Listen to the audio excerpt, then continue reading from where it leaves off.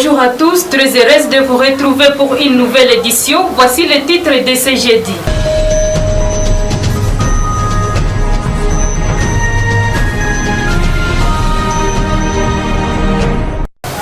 L'actualité aujourd'hui, notamment marquée par le préparatif de la rentrée scolaire pour les comptes de l'édition 2024-2025, la société civile s'oppose à la vente obligatoire des uniformes de certains parents d'élèves, sont coincés au sein de quelques écoles fonctionnant dans la région de Beni. Lutte contre l'envahissement du sol congolais à partir de la frontière de Kasindi par les citoyens ougandais, le député national Kombi Pendani Bosco, en étroite collaboration avec l'administrateur militaire du territoire de Beni, ont lancé la campagne de reboisement de la rivière Lubiriha. Dans l'actualité également, l'association des commissionnaires congolais agréés à Douane Akad Kasindi renforce son partenariat axé sur le développement communautaire avec le gouvernement provincial du Nord Kivu. C'est là à travers l'aménagement des espaces publics au quartier Congo Yassika à Lubiriha. Voici tout pour l'essentiel de l'actualité. Dans quelques instants, le développement de ce titre.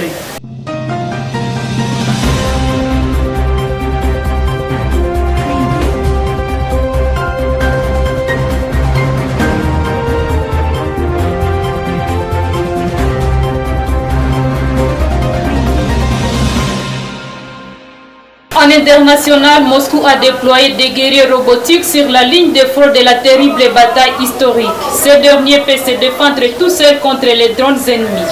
Regardez ça. C'est la nouvelle invention du complexe militaro-industriel russe dont les images circulent sur les réseaux sociaux. Ces robots terrestres possèdent un circuit d'adaptation technique plus élevé. En effet, ces robots est équipé d'un système de guerre électronique conçu pour suppléer les soldats sur les terrains de combat pendant la guerre russo-ukrainienne et une véritable protection contre les drones d'espionnage sur les lignes de front.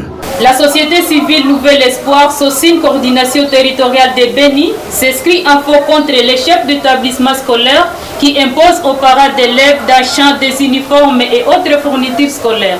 Son coordonnateur rappelle ainsi donc les instructions du ministre de l'enseignement primaire, secondaire et technique de la République démocratique du Congo. Le conseil que je peux donner aux chefs d'établissement, parce que ça commençait à payer pour les buts égoïstes de certaines responsables des écoles.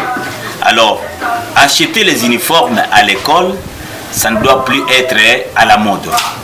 Adaptons-nous à ce que l'État nous a dit, les agents de l'État. C'est nous d'abord l'État, les agents de l'État donnent une initiative, c'est à connaissance de cause. Parce qu'il y a des moments où on vend les uniformes trop chers dans certaines écoles, alors que nous sommes en train de vivre vraiment une période de vache maigre. C'est souffrant. Les parents, en tout cas, ce n'est pas facile pour tenir le bout, même des mois, le bout de l'année. Ce n'est pas facile. C'est grâce à Dieu que nous sommes en train de vivre. Il faut suivre les beaux conseils des agents de l'État. C'est une bonne chose. Oui, il faut que les parents achètent les uniformes d'une façon libre, mais aussi qu'ils achètent des uniformes quand même qui conviennent. Parce que malgré la souffrance, nous ne sommes pas les personnes les plus souffrantes parmi tant d'autres du monde. Élimination des érosions à la frontière congolaise de Kasindi, le député national Kombi Pendani Bosco et l'administrateur militaire du territoire de Beni ont lancé la campagne de reboisement au bord de la rivière Lubiriha. Odilson, reportage. D'ampleur, il s'agit d'une opération qui consiste à replanter des arbres et des végétaux endémiques le long de la rivière Lubiriha à la frontière congolo-ougandaise, dans la perspective de stabiliser le sol congolais face aux gigantesques érosions. C'est donc l'initiative du député national Kombi Pendani Bosco. Cette action destinée à réduire les catastrophes qui résultent de l'exploitation du sable du côté congolais est largement soutenue par le personnel de l'administration publique et les acteurs de la société civile. Depuis près d'une décennie, le sujet ougandais profitait d'innombrables érosions au niveau de la rivière Lubiriha pour tenter de déplacer intentionnellement les agglomérations littorales qui constituent la frontière naturelle entre la République démocratique du Congo et l'Ouganda. L'association des commissionnaires congolais agréés à Douane Akad Kasindi s'active davantage dans le développement communautaire au Nord Kivu. Paul Zaïd nous a dit plus dans ce reportage.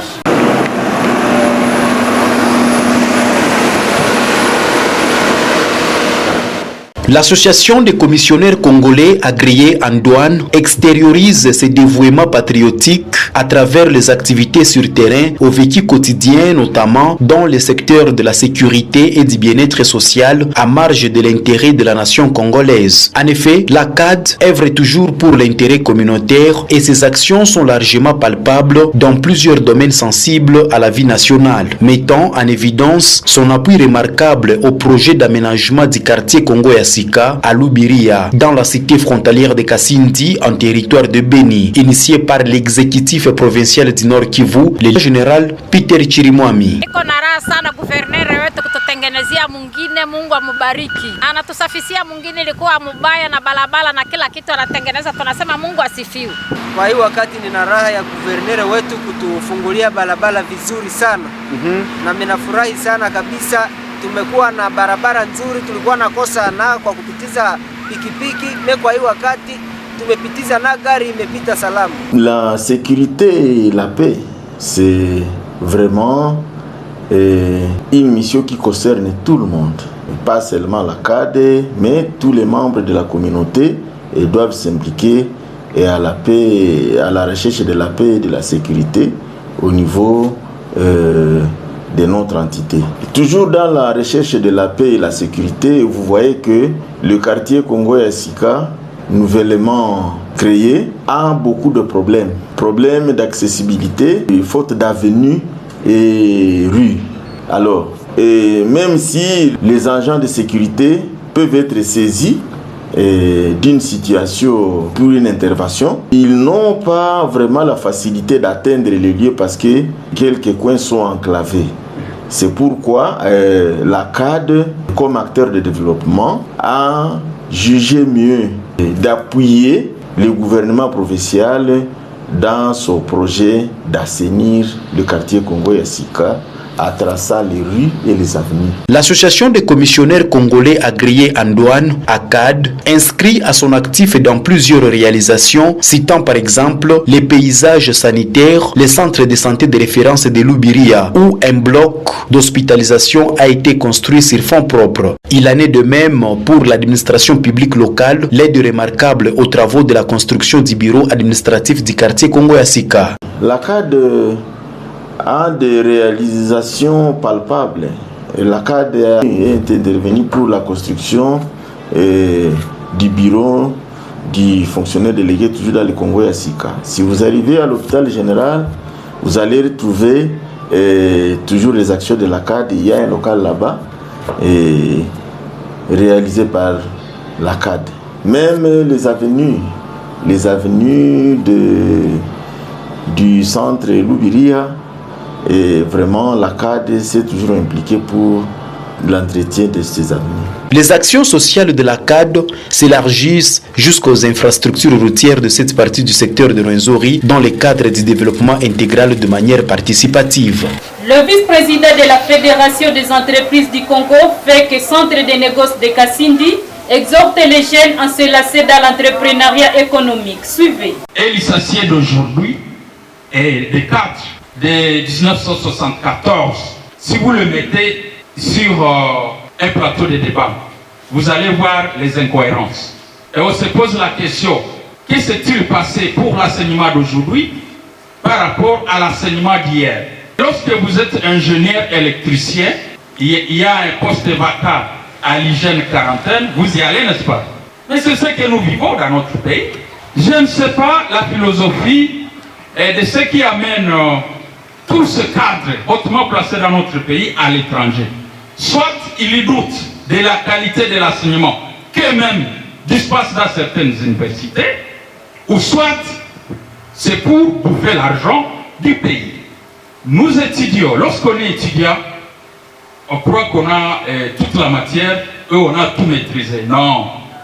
Personne n'a le monopole de la science, chers amis. On apprend tous les jours. Surtout lorsqu'on est encore au banc de l'école, on n'a pas d'expérience sur plusieurs choses et de la vie pratique. Mesdames et messieurs, ainsi s'achève ce rendez-vous du journal télévisé sur Tarif à RDC TV.